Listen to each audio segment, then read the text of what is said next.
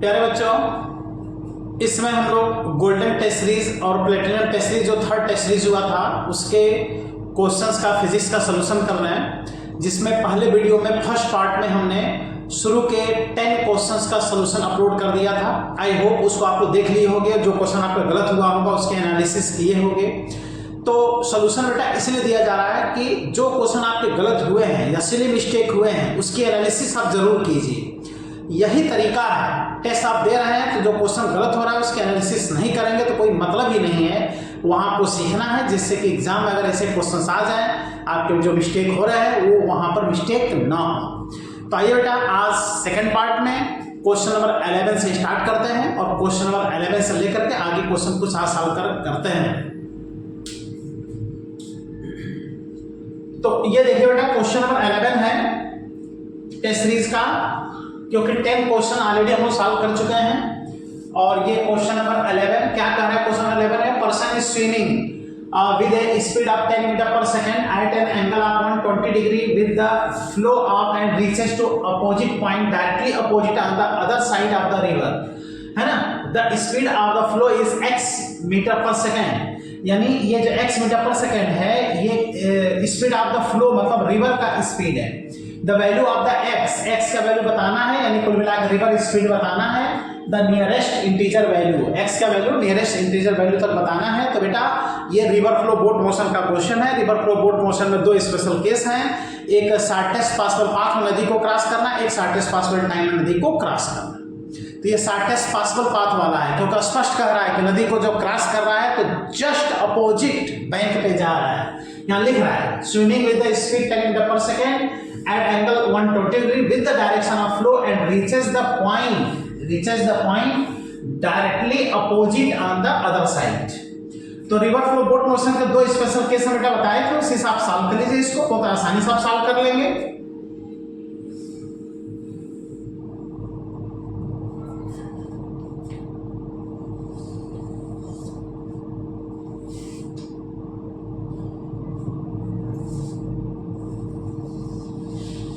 यहाँ रिवर बना दे रहे हैं, ये direction of river of flow है, रिवर वेलोसिटी यही हम लोग को फाइंड करना है, और स्विमर की वेलोसिटी यानी बोट की वेलोसिटी दिया हुआ है ना। यह स्विमर की velocity, boat velocity 10 meter per second, और यहाँ ए से चल रहा है और अपोजिट पॉइंट बेटा बी पर पहुंच रहा है। तो इसके लिए स्पष्ट क्वेश्चन में कह रहा है कि डायरेक्शन ऑफ फ्लो से, है ना, डायरेक्शन ऑफ फ्लो से 120 डिग्री पर इसका फ्लो का डायरेक्शन है। यह है बोट की वेलोसिटी, क्या कर सकते हैं बेटा स्विमर की वेलोसिटी। यह एंगल दिया है 120 डिग्री, टोटल एंगल 120 डिग्री। तो 120 में से ये 90 माइनस कर दो तो यह एंगल आ जाएगा कितना 30 डिग्री।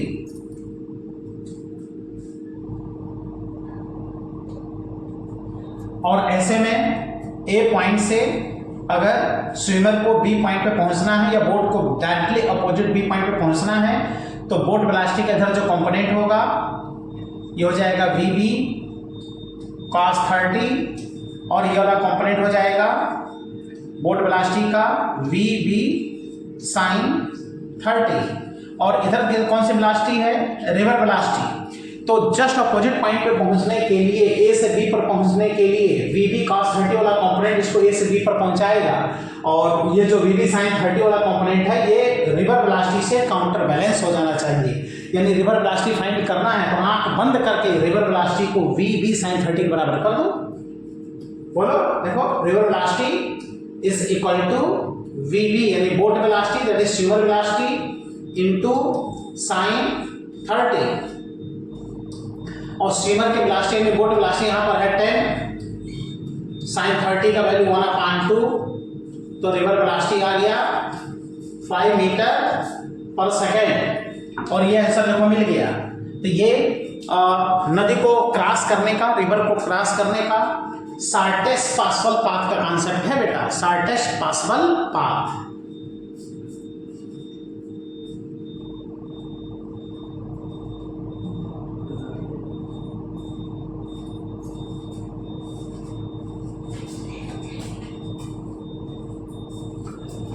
आइए बेटा नेक्स्ट क्वेश्चन देखते हैं।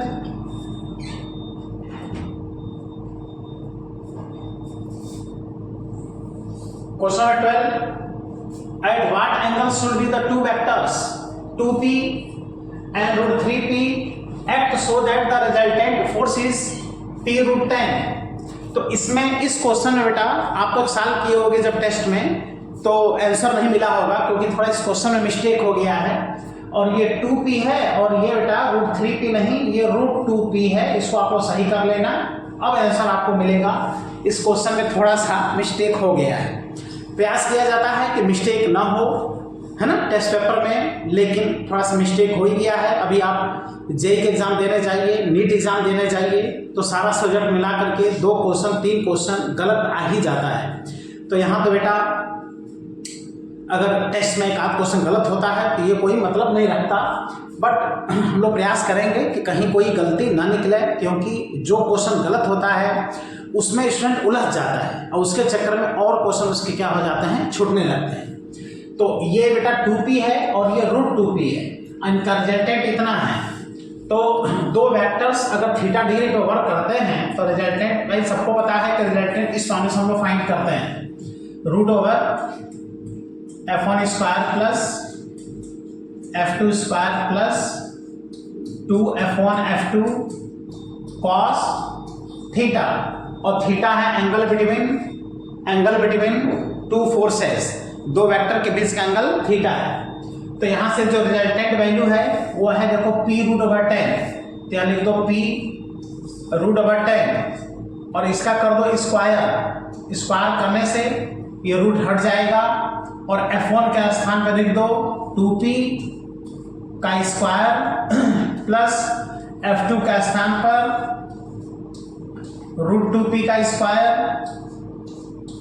प्लस 2f1 का वैल्यू 2p, f2 का वैल्यू root 2p into cos theta. तो यही थीटा बस फाइंड करना है। तो देखो इसका स्क्वायर हो गया कितना, 10p square is equal to 4p square plus 2p square plus 4 root 2 p into p square cos theta.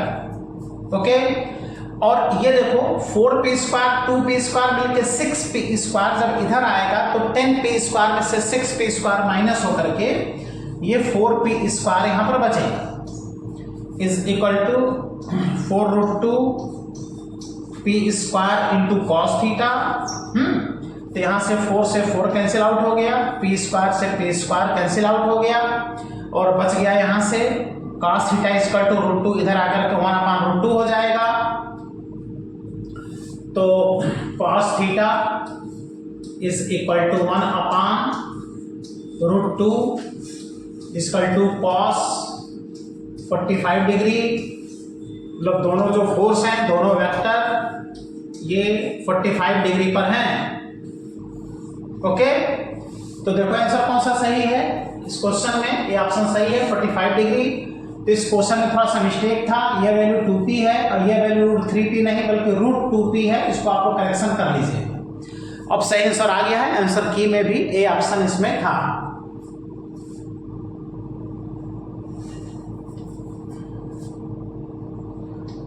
और नेक्स्ट क्वेश्चन देखते हैं क्या है नेक्स्ट क्वेश्चन।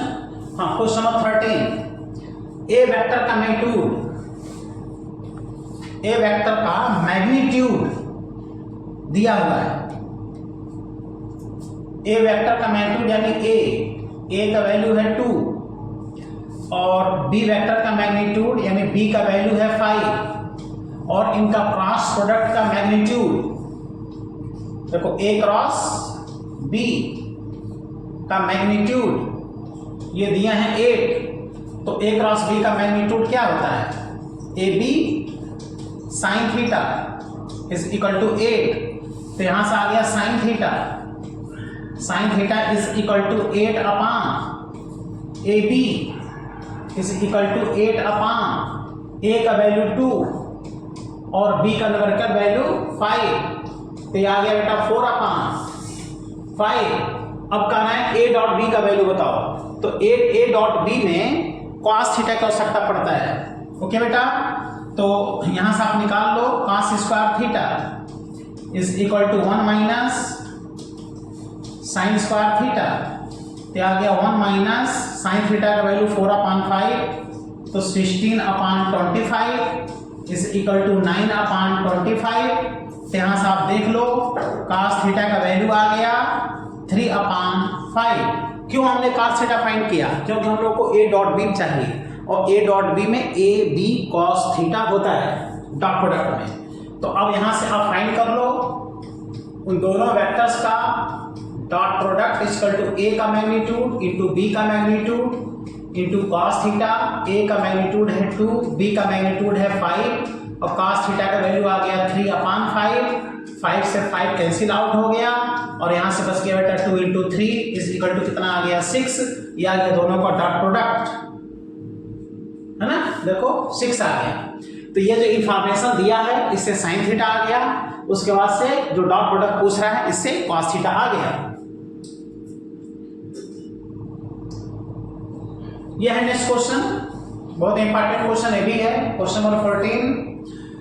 एक वेक्टर देखो दिया है ट्रिग्नोमेट्रिकल फंक्शन के फॉर्म में, ये वेक्टर दिया है। अनदर वेक्टर बताना है which is perpendicular to A can be expressed as. कितना अच्छा क्वेश्चन। ये वेक्टर इसमें से चारों ऑप्शन में से किसके परपेंडिकुलर है? तो ए वाला तो चलो ए वेक्टर है और दूसरा वेक्टर बी वेक्टर हमको ढूंढना है और ये दोनों आपस में क्या हो? परपेंडिकुलर हो, मतलब कितने डिग्री पर हो? 90 डिग्री पर। तो कितना आसान, दो वेक्टर अगर 90 डिग्री पर होंगे तो उनका डॉट प्रोडक्ट क्या होगा बेटा? 0 होगा। तो आप लोग फटाफट देख करके देख लो, पहले ऑप्शन ये जो वेक्टर दिया है इसका पहले ऑप्शन के साथ डॉट प्रोडक्ट निकाल लो, सेकंड ऑप्शन के साथ डॉट प्रोडक्ट निकाल के इसे चेक कर लो, जिसके साथ डॉट प्रोडक्ट 0 हो जाएगा वो दोनों वेक्टर 90 डिग्री पर हो जाएंगे। तो हम ये देखते हैं, पहले हम फर्स्ट ऑप्शन को चेक करते हैं। तो ए वेक्टर जो दिया है और बी वेक्टर जो ऑप्शन में है उनका हम डॉट प्रोडक्ट निकालते हैं। तो डॉट प्रोडक्ट कितना आसान होता है? a1 b1 plus a2 b2, i और i के कोएफिशिएंट का मल्टीप्लिकेशन प्लस j और j के कोएफिशिएंट का मल्टीप्लिकेशन। तो यहाँ से जो डॉट प्रोडक्ट आप निकालोगे तो देखो a cos theta into b cos theta मिलके हो जाएगा ab cos स्क्वायर थीटा, और यहाँ से आप देखो ab साइन थीटा और b साइन थीटा मिलके माइनस ab, ये आ गया देखो minus ab sine square theta. तो क्या ये बेटा 0 हो रहा है? Not equal to 0। इसका मतलब पहला ऑप्शन इसके डॉट प्रोडक्ट 0 नहीं है, यानी ये परपेंडिकुलर नहीं है। तो आप चेक करो किस ऑप्शन को? बी ऑप्शन को बेटा आप चेक करो। ओके, तो बी ऑप्शन को जो आप चेक करोगे तो अब ए वेक्टर के साथ बी वेक्टर का डॉट प्रोडक्ट आप निकाल के देख लो। तो यहाँ पर a1 का वैल्यू है a cos थीटा और यहाँ b1 का वैल्यू है b sin थीटा। तो आप देख लो ab sin थीटा और इंटू cos थीटा, और यहाँ प्लस है और यहाँ माइनस, तो माइनस आ जाएगा a इंटू बी, देखो a इंटू बी, और यहाँ पे है साइन थीटा और यहाँ पर cos थीटा, ये आ गया sine theta into cos theta. आप खुद देख लो बेटा, ये दोनों कैंसिल होकर के और क्या आ जा रहा है? 0 आ जा रहा है। इसका मतलब ये दोनों जो वेक्टर हैं आपस में क्या हैं? परपेंडिकुलर हैं। इसका मतलब कौन सा ऑप्शन सही है बेटा? बताओ। बी ऑप्शन इसमें करेक्ट है, क्योंकि इसका और इसका डॉट प्रोडक्ट क्या हो रहा है? 0 है। और जब दो वेक्टर का डॉट प्रोडक्ट 0 होता है तो दोनों क्या होते हैं? आपस में परपेंडिकुलर होते हैं, 90 डिग्री पर होते हैं। अब हम लोग क्वेश्चन नंबर 15 सॉल्व करते हैं। यह है question number 15। If the two vectors, देख रहे हो ये वेक्टर और ये वेक्टर आपस में क्या हैं? पैरेलल हैं, है ना, ये दोनों पैरेलल हैं। तो लैम्डा का वैल्यू बताना है। तो इसको सॉल्व करने का दो तरीका है। इसको सॉल्व करने का दो तरीका है। एक वेक्टर ए लिख लो और दूसरा बी वेक्टर लिख लो। तो ए वेक्टर है कितना? 2i cap plus 3j cap plus k cap. B vector मान लो इसको -4i cap minus 6j cap minus lambda cap, और ये दोनों आपस में क्या हैं? पैरेलल हैं। तो देखो इसको सॉल्व करने का दो तरीका है। पैरेलल है मतलब एक ही डायरेक्शन में है, तो इसको सॉल्व करने का दो तरीका यह है कि एक तो दोनों वेक्टर पैरेलल हैं तो इनके बीच का एंगल 0 डिग्री होगा, तो इनका क्रॉस प्रोडक्ट आप निकाल लो, बराबर 0 कर दो, लैम्डा का वैल्यू निकल आएगा। क्योंकि दो वेक्टर जब पैरेलल होते हैं तो उनका क्रॉस प्रोडक्ट 0 इसलिए होता है क्योंकि साइन 0 का वैल्यू 0 हो जाता है। और क्रॉस प्रोडक्ट सॉल्व होता है डिटरमिनेंट से, तो डिटरमिनेंट से सॉल्व करके लैम्डा का वैल्यू आप निकाल सकते हैं। और दूसरा तरीका है कि दोनों जब पैरेलल हैं तो ये रेशियो बेटा बराबर होगा, देख रहे हो, 2/-4 is equal to 3/-6 is equal to k का कोफिशिएंट 1/-λ, ये बराबर सब होंगे। अब चाहे इससे लैम्डा का वैल्यू निकाल लो, चाहे इससे फाइंड कर लो, तो इससे अगर फाइंड करो तो तुम देखो -1/2 आ गया, इक्वल टू -1/λ आ गया, माइनस माइनस कैंसिल हो गया और लैम्डा का वैल्यू कितना आ गया, 2 आ गया। मतलब ये एक तरीका है सॉल्व करने का। और दूसरा तरीका है डिटरमिनेंट मेथड, दोनों का क्रॉस प्रोडक्ट निकाल लीजिए डिटरमिनेंट से, अब बराबर 0 कर दीजिए, लैम्डा का वैल्यू आ जाएगा।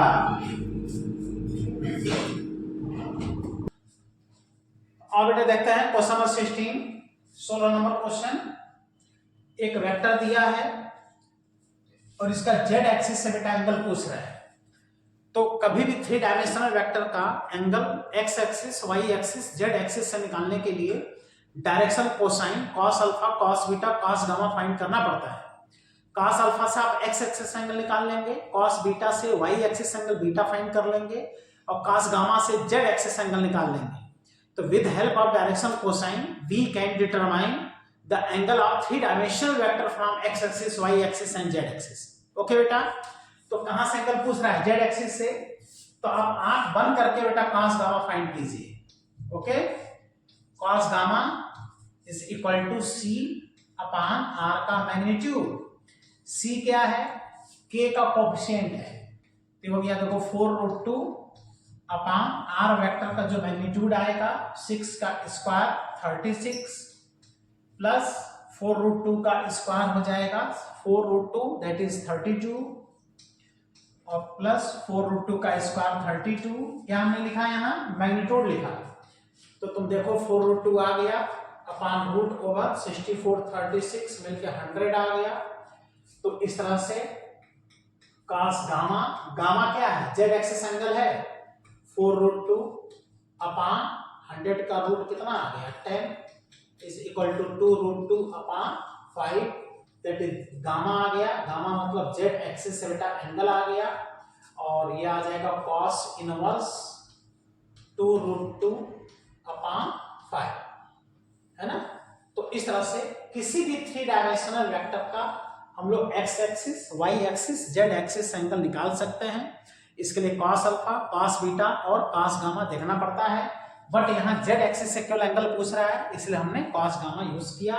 तो ये आंसर इसका कौन सा है, सी ऑप्शन, क्योंकि ये आंसर यहाँ पर दिया है। तो अब हम लोग देखते हैं क्वेश्चन नंबर 17। ओके, और यह है क्वेश्चन नंबर 17 है ना, ये 17 है। Resultant of which of the following में बी इक्वल टू 0, है ना। ये देखो 3 फोर्स का 4 सेट देखो दिया है, 4 ऑप्शन दिया है और किस वाले में रिजल्टेंट मिलके 0 होगा ये पूछ रहा है। तो ये बहुत अच्छा क्वेश्चन होता है, जिसको आइडिया नहीं है क्वेश्चन किसी कीमत पे सॉल्व नहीं कर सकता, लेकिन जिसको आइडिया है एकदम आंसर सीधे सुन लेगा। इसमें ये देखा जाता है कि 3 फोर्स दिया है, तो ये इक्विलिब्रियम में होने के लिए, नेट फोर्स 0 होने के लिए 2 स्मॉलर फोर्स का सम तीसरे जो बिगर फोर्स है उसके बराबर या उससे ज्यादा होना चाहिए, तो रिजल्टेंट वैल्यू 0 आ जाता है। ये इक्विलिब्रियम होने का बेटा कंडीशन है, यानी sum of smaller vectors should be more or equal to bigger vector, ठीक है ना। जैसे यहां पर देखो 4 और 5 का ये डी ऑप्शन है, ठीक है। 4 और 5 का सम अगर करो तो 4 और 5 का सम देखो 9 न्यूटन आ गया और बिगर फोर्स से ये कम है, देखो लेस देन 10 न्यूटन है। इसका मतलब यहाँ रिजल्टेंट वैल्यू बेटा 0 नहीं होगा इस डी ऑप्शन में। अगर बी ऑप्शन में तुम चेक करो, बी ऑप्शन में तो ये दोनों देखो दोनों कम है, तो 10 और 10 का सम 20, ये देखो बिगर वाले से कम है, 25 न्यूटन से कम है, इसलिए ये वैल्यू भी रिजल्टेंट वैल्यू 0 नहीं देगा, है ना। यहाँ पे देखो सी ऑप्शन को चेक करो, तो सी ऑप्शन में देखो 10 और 10 मिलके 20 न्यूटन बिगर वाले से कम है कि नहीं है, देखो 35 न्यूटन से कम है, ये वैल्यू भी रिजल्टेंट वैल्यू 0 नहीं देगा। यानी ये सी ऑप्शन, डी ऑप्शन और बी ऑप्शन, तीनों ऑप्शन में सिस्टम इक्विलिब्रियम में नहीं है, नेट फोर्स जीरो नहीं है। लेकिन अगर ए ऑप्शन में अगर हम लोग चेक करें तो तीनों बराबर है, तो किसी भी दो कोई स्मॉलर मान लो, तो 10 और 10 का जो सम आ गया है ना, ये कितना आ गया 20 न्यूटन, ये मोर देन हो गया तीसरे वाले से, तो यहाँ जो नेट वैल्यू होगा ये जीरो आएगा। ये इक्विलिब्रियम पहचानने का बेटा तरीका है। फिर से सुनो, ऐसे ढेर सारे फोर्स दे दें, 4 फोर्स 5 6 7 कितना भी दे दें, जितने स्मॉलर फोर्सेस हैं, स्मॉलर वेक्टर्स हैं, उनका आप सम करो और सम करके ये देख लो कि वो सबका सम बिगर वाले के इक्वल या उससे ज्यादा आ रहा है कि नहीं आ रहा है। अगर ऐसा है तो नेट वैल्यू जीरो हो जाएगा। तो ऐसा ऑप्शन कौन सा दिख रहा है, ए ऑप्शन दिख रहा है। इस टाइप के जितने भी क्वेश्चन आप बुक में दिए हैं, ऐसे चुटकी बजा बजा आप सॉल्व कर देंगे इस कॉन्सेप्ट से। ओके बेटा, क्वेश्चन नंबर 18, ये क्वेश्चन नंबर 18 है, the vector that must be added in the vectors. देखो एक वेक्टर ये दिया है और एक वेक्टर ये दिया है, इन दोनों में, इन चारों ऑप्शन में से कौन हम ऐड कर दें जिससे कि वाई एक्सिस के अलांग वह यूनिट वेक्टर के बराबर हो जाए। तो वाई एक्सिस के अलांग यूनिट वेक्टर क्या होता है, जे कैप। इसका मतलब ये अगर ए वेक्टर है और दूसरा वाला अगर बी वेक्टर है, तो तीसरा बताना है इसमें से कौन सा है। तो मान लो तीसरा सी है, तो ये सब मिलके किसके बराबर आ जाए, जे कैप के बराबर आ जाए, बस है ना, unit vector along Y axis. तो बहुत अच्छा तरीका इसका होता है बेटा सॉल्व करने का। भाई ए वेक्टर ये है, बी वेक्टर ये है, तो इसका सम करो तो आई और 6i मिलकर आ गया बेटा 7i, बोलो, -2j और 3j मिलकर आ गया +j, और यहां पर आ गया देखो 3k और -7k, तो 3k और -7k मिलके आ गया -4k। तो इन दोनों का तुमने सम कर लिया, यानी a प्लस बी निकाल लिया। अब तीसरा वेक्टर इसमें ला के पहला ऑप्शन चेक करके देख लो, तीसरा के इसमें सम कर दो।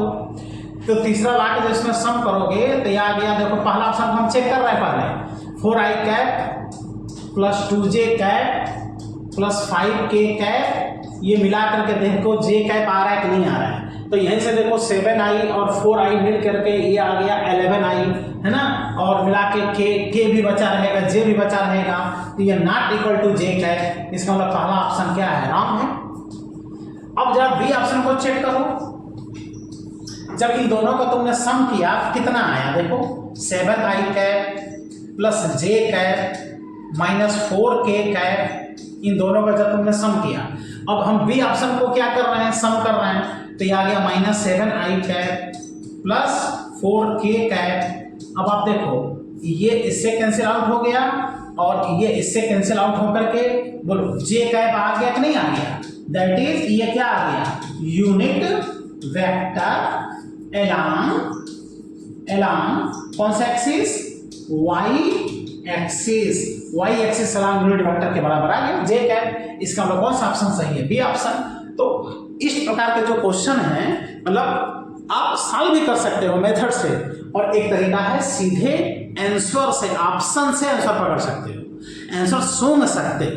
ये बहुत अच्छा तरीका होता है। ऐसे बुक में और भी क्वेश्चन दिया है कि मतलब इन दोनों में इनमें से कौन सा वेक्टर सम कर दें कि unit vector along x axis आ जाए तो वो आई कैप के बराबर आ जाएगा, unit vector along z axis आ जाए तो के कैप फिर ढूंढो। इसमें क्या कर रहा है, वाई एक्सिस के अलोंग यूनिट वेक्टर यानी जे कैप आपको ढूंढना है। तो पहले हमने ए ऑप्शन को सम किया तो नहीं आया, अब बी ऑप्शन को सम किया तो जे कैप आ गया, सीधे सीधे आंसर मिल गया। तो बेटा और सॉल्व करते हैं क्वेश्चन नंबर 19 क्वेश्चन। यह है क्वेश्चन नंबर 19 जिसमें कि F1 F2 दो वेक्टर्स हैं, दो फोर्स हैं, इनका मैग्नीट्यूड या फिर दोनों का मैग्नीट्यूड सेम है। अब इनका dot product equal to cross product का मैग्नीट्यूड है, तो इनके सम का मैग्नीट्यूड फाइंड करना है। तो देखो कितना अच्छा, हम यहाँ से ना दोनों फोर्स के बीच एंगल निकाल लेंगे, और जब एंगल आ जाएगा तो दोनों फोर्स के सम का मैग्नीट्यूड बड़ा आसानी से निकाल आएगा, क्योंकि दो वेक्टर्स के सम के मैग्नीट्यूड में cos थीटा की आवश्यकता पड़ता है। Okay,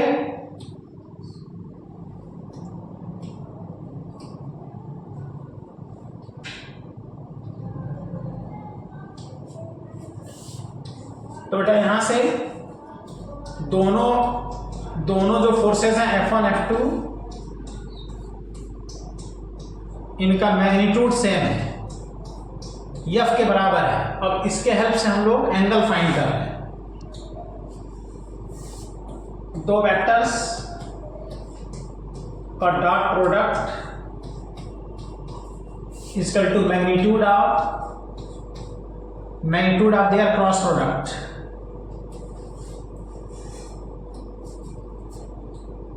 magnitude of their cross product, तो ये हम लिख लेंगे F1 F2 cos थीटा, और ये हो जाएगा F1 F2 sin थीटा, है ना।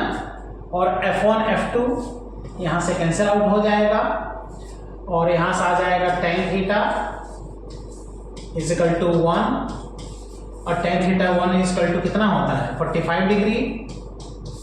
तो यहां से थीटा पता चल गया 45 डिग्री। अब आप क्वेश्चन में देखो, खुद देखो कि दोनों फोर्सेस के सम का मैग्नीट्यूड बताना है। तो दोनों फोर्सेस के सम का magnitude is equal to root over F1 square plus F2 square plus 2 F1 F2 cos theta. Theta का स्थान हम 45 लिख दे रहे हैं, लेकिन क्वेश्चन में क्या कह रहा है कि F1 F2 का मैग्नीट्यूड बराबर है, यानी ये F है तो F स्क्वायर लिख दो, ये भी F है तो इसको भी F स्क्वायर लिख दो, अब प्लस 2 F इंटू F यानी F स्क्वायर cos 45। अब इसको सॉल्व कर लो तो F स्क्वायर मिलके 2F square plus 2F square into cos 45 का वैल्यू 1/√2, और इसको सॉल्व कर लो। अब तो आ गया रूट ओवर 2F स्क्वायर, बेटा इसमें से कॉमन ले लो, है ना। देखो 2F स्क्वायर कॉमन ले लो तो 1 प्लस 1/√2 बच जाएगा। ब्रैकेट में 1 प्लस 1/√2 इज इक्वल टू, ये आ गया 2F स्क्वायर और √2 के यहाँ मल्टीप्लाई हो जाएगा, √2 प्लस 1/√2, और √2 से 2 कट जाएगा और F स्क्वायर का रूट बाहर आ जाएगा, और यह आ जाएगा √2 ब्रैकेट में √2 प्लस 1, √2 से 2 कट जाएगा, F स्क्वायर का रूट F बाहर आ जाएगा। तो यह आ गया दोनों फोर्सेस के सम का मॉड। ठीक है, ये आंसर आएगा। देखते हैं भाई कोई आंसर दिया है कि नहीं इसमें।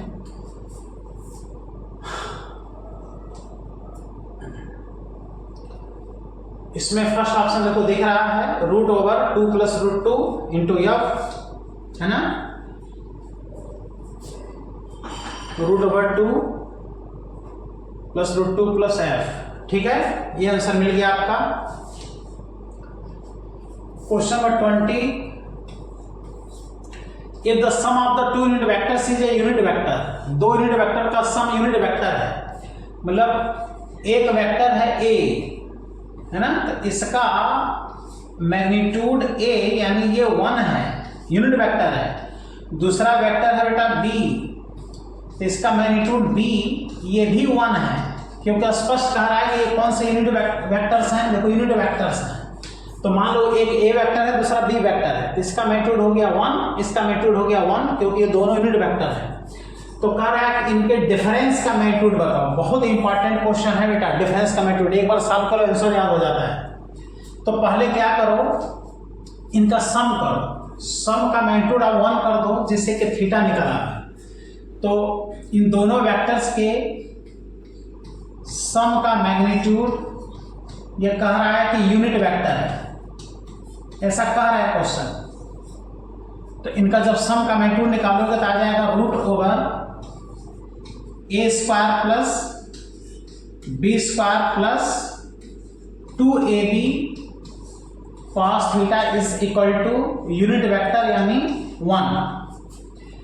अब स्क्वायर कर दो, रूट हट जाए, और a का वैल्यू 1 तो 1 लिख दो, b का वैल्यू 1 तो यहाँ भी 1 लिख दो, 2ab इज 1 cos theta is equal to 1 का स्क्वायर 1, एक 1 से एक 1 देखो कट गया, तो यहाँ से 2 cos theta is equal to -1 आ गया, तो यहाँ से cos थीटा का वैल्यू -1/2 यानी थीटा का वैल्यू 120 डिग्री आ गया यहाँ से। लेकिन अब क्या पूछ रहा है, उन दोनों वेक्टर्स के डिफरेंस का मैग्नीट्यूड पूछ रहा है। तो अब क्या करो, उन दोनों वेक्टर्स के डिफरेंस का मैग्नीट्यूड फाइंड कर लो। तो डिफरेंस का मैग्नीट्यूड हो जाएगा √a² plus b² minus 2ab cos theta is equal to √a² यानी 1, b² यानी 1 माइनस 2ab का वैल्यू 1 और cos थीटा का वैल्यू अभी हमने फाइंड किया -1/2 आया, 2 से 2 कट गया, तो ये आ गया √1 + 1 यानी 2 और माइनस माइनस मिलके प्लस हो जाएगा +1, यानी उन दोनों वेक्टर्स के डिफरेंस का मैग्नीट्यूड कितना आएगा, √3 आएगा। तो ये बहुत ही कॉमन क्वेश्चन, इस क्वेश्चन को अक्सर एग्जाम में रिपीट करता है कि दो यूनिट वेक्टर्स का सम अगर यूनिट वेक्टर है तो उन दोनों यूनिट वेक्टर्स के डिफरेंस का मैग्नीट्यूड बताओ, तो आंसर आता है √3।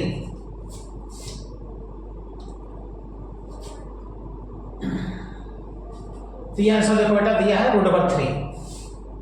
ओके, नेक्स्ट क्वेश्चन क्या है, क्वेश्चन 21। ये तो diagonal of a parallelogram are 2i cap and 2j cap, तो इनका देखो एरिया का मैग्नीट्यूड फाइंड करना है। तो एक बेटा पैरेललोग्राम है, देखो पैरेललोग्राम में दो डायगोनल होते हैं, तो एक ये डायगोनल है और एक ये डायगोनल है। तो इस डायगोनल को अगर हम d1 वेक्टर कह लें और इस डायगोनल को अगर हम d2 वेक्टर कह लें, तो एरिया ऑफ पैरेललोग्राम, ठीक बेटा, पैरेललोग्राम का एरिया दोनों डायगोनल्स का क्रॉस प्रोडक्ट फाइंड करके इसका मैग्नीट्यूड फाइंड करके बेटा हाफ कर दो। तो ये फॉर्मूला आपको पता होना चाहिए कि किसी भी पैरेललोग्राम का अगर दो डायगोनल वेक्टर फॉर्म में दिया है तो दोनों डायगोनल का क्रॉस प्रोडक्ट निकालिए, उसका मैग्नीट्यूड फाइंड कर लीजिए, फिर उसका आधा कर दीजिए, एरिया आ जाता है। तो ऐसे में ये आ गया देखो हाफ इन ब्रैकेट। अब इन दोनों का क्या निकालें, क्रॉस प्रोडक्ट। तो ये हो गया बेटा 2i कैप, एक डायगोनल है 2i कैप और क्रॉस दूसरा है 2j cap, 2j cap is equal to half 2 × 2 4 और i cross j equal to होता है बेटा k, i cross j equal to k। तो इस तरह से ये वैल्यू सॉल्व करने पे आ गया 2k कैप।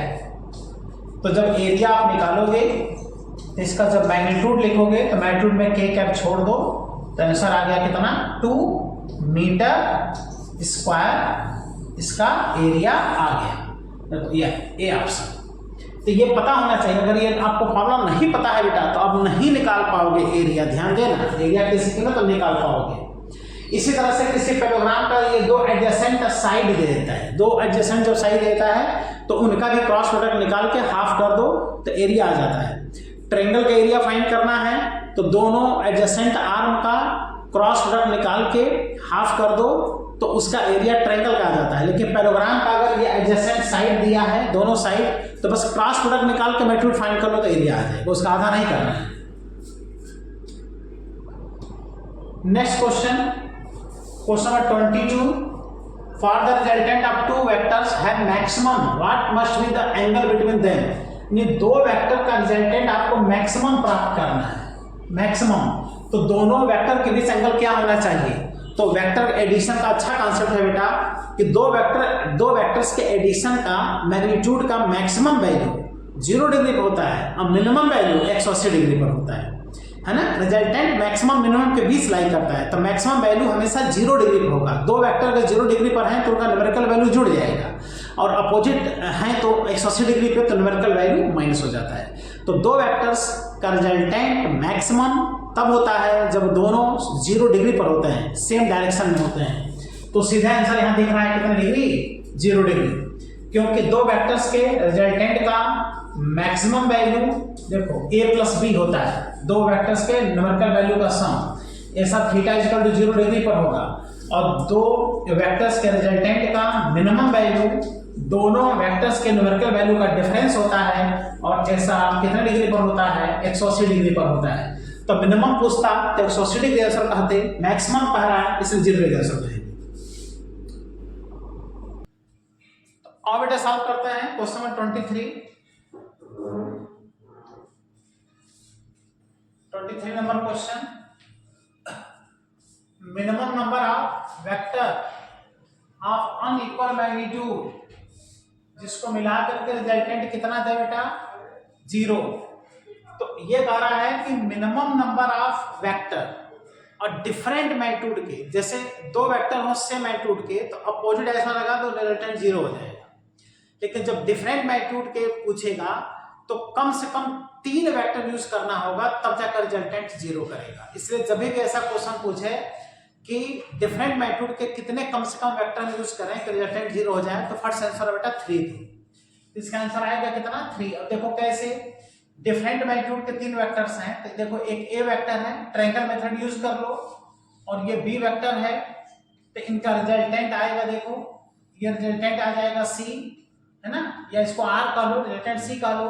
तो इसी को कैंसिल करने के लिए हम तीसरा वेक्टर इसके अपोजिट अगर लगा दें तो रिजल्टेंट को 0 कर देगा।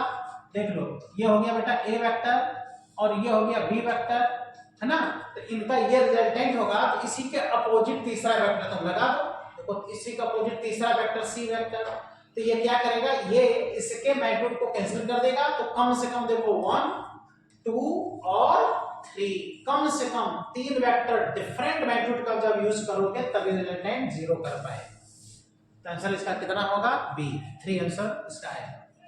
इसके बाद से नेक्स्ट क्वेश्चन, यह question number 24, what happened when we multiply a vector of -2, है ना, एक वेक्टर में अगर -2 से मल्टीप्लाई कर रहे हैं तो क्या हैपन होगा। जैसे मान लो ए वेक्टर है, अब इसमें बेटा अगर तुम -2 से मल्टीप्लाई कर दिए तो देखो -2 और ए वेक्टर आ गया, तुम खुद देखो क्या हुआ, इसका मैग्नीट्यूड डबल हो गया, डायरेक्शन अपोजिट हो गया, तो देखो डायरेक्शन क्या हो जाएगा, रिवर्स, और मैग्नीट्यूड क्या हो जाएगा, डबल। सीधा आंसर देखो बी दिख रहा है, क्योंकि -2 से मल्टीप्लाई करो तो मैग्नीट्यूड डबल हो गया, डायरेक्शन माइनस आ गया तो रिवर्स हो गया। इसके बाद से बेटा नेक्स्ट क्वेश्चन है question number 25, two vectors A and B have unequal magnitude if magnitude equal magnitude है, if magnitude of A plus B is equal to 2 times of magnitude A minus B, तो दोनों vectors के बीच क्या बताना है, angle बताना है। तो आप क्या करो, जैसा ये कह रहा है वैसा आप भी करो, है ना, दो वेक्टर्स के एडिशन का मैग्नीट्यूड इज इक्वल टू कह रहा है कि 2 times of their vector subtraction magnitude, ऐसा क्वेश्चन में कह रहा है। इसका जो मैग्नीट्यूड होगा वो अप्लाई कर दो, root over A square plus B square plus 2ab cos theta is equal to 2, और दो वेक्टर के सब्ट्रैक्शन का magnitude A square plus B square minus 2ab cos theta. Okay, square करो, रूट हट जाए, और ए और बी का मैग्नीट्यूड बराबर है, तो जहां ए स्क्वायर है ए स्क्वायर रहने दो, बी को भी बेटा ए स्क्वायर बना दो, plus 2a square cos theta is equal to 2 का स्क्वायर 4 ब्रैकेट में a square plus a square minus 2a square cos theta. जहां जहां a है वहां वहां a रहने दिया, b को a बना दिया, क्योंकि क्वेश्चन में a और b का मैग्नीट्यूड बराबर कह रहा है, और स्क्वायर कर दिया, रूट हट गया, 2 का स्क्वायर 4 हो गया, तो ये आ गया बेटा देख लो 2a square plus 2a square cos theta, और ये आ गया 4 ब्रैकेट में 2a square minus 2a square cos theta, यहां से 2a square plus 2a square cos theta, theta find करना है। ये आ गया बेटा 8a square minus 8a square cos theta. Okay, अब क्या करो, 8a स्क्वायर को इधर लाओ तो ये आ जाएगा 10a स्क्वायर कॉस थीटा, और 2a स्क्वायर को इधर लेते आओ तो 8a स्क्वायर में माइनस होकर के 6a स्क्वायर आ जाएगा, a स्क्वायर से a स्क्वायर कैंसिल हो जाएगा और cos थीटा इक्वल टू 6/10 आ जाएगा। ओके, तो देखो cos theta is equal to 6/10, 6/10 का मतलब 3 से इसको कैंसिल कर दो तो 3/5 है ना, 2 से कैंसिल कर दो तो 3/5, तो थीटा इज इक्वल टू आ गया cos इनवर्स 3/5, दोनों वेक्टर्स के बीच का एंगल cos इनवर्स 3/5 आ गया, और ऐसा आंसर हम लोग को देखो यहाँ पे दिख रहा है cos इनवर्स 3/5। ठीक बेटा, तो इस तरह से ये सेकेंड पार्ट में जो हमने सोल्यूशन कराया 25 नंबर तक सॉल्व हो गया। अब अगले वीडियो में 25 के आगे क्वेश्चन हम सॉल्व करा देंगे। हर क्वेश्चन का आप एनालिसिस कर लीजिए, उसको देख लीजिएगा, जिससे कि जो भी आपके क्वेश्चन गलत हुए हों वो आप सीख जाएं, जिससे आगे ऐसे मिस्टेक आपके ना हो। थोड़ा छोटे छोटे पार्ट में वीडियो बनाने पड़ते हैं, क्योंकि वीडियो बनाने में कई प्रकार की समस्याएं आती हैं, उसको हम लोग झेलना पड़ता है। तो एक बार में वीडियो बनाने में थोड़ी समस्या आता है, इसलिए थोड़े छोटे छोटे पार्ट में वीडियो बना के हम लोग अपलोड करते हैं। ठीक है बेटा, तो मिलते हैं अगले वीडियो में क्वेश्चन नंबर 26 से। बाय बाय बच्चों।